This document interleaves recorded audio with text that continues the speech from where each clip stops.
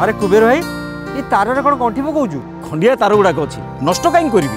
एगुड़ा जोड़ी जुड़ा देले कम आसीज ना हुक पकाइबा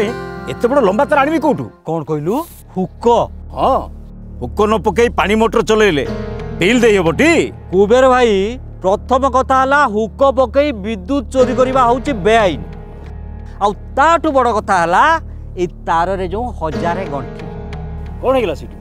अरे यही जॉइंट जगह मानक करेन्ट पास कर संभावना थाए यही बाटे पिला पिली छेली गोरु मेढा महिष जीवासा कर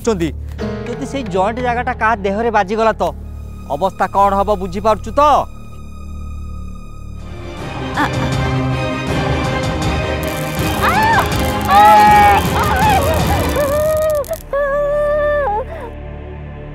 ए कुबेर भाई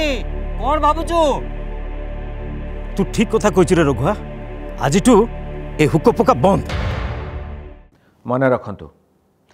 हुक पकई विद्युत चोरी करने एक दंडनीय अपराध अटे जेकोसी सर्विस तार बहु संजोग बा गंठी थिले विपदपूर्ण होता है एभली तार संस्पर्श में आसिले विद्युत आघात सहित जीवन हानि भी घटी पारे एभली विद्युत तार प्रति सतर्क रुहंतु एवं सुरक्षित रुहंतु।